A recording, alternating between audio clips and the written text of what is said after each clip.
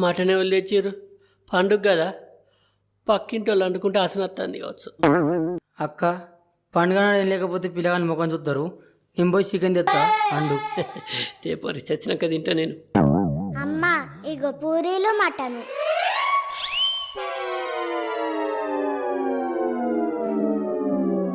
ఓ కొడుక, ఈ పూర్వంలోకి ఎడ పని లేదు, ఉన్నాయి జీవితాలు పెట్టిర్రు.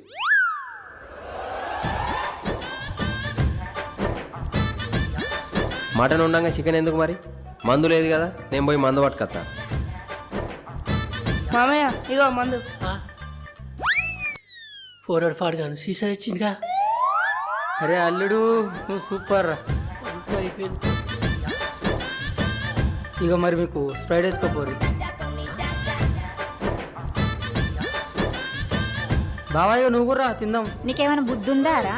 జ్వరం వచ్చింది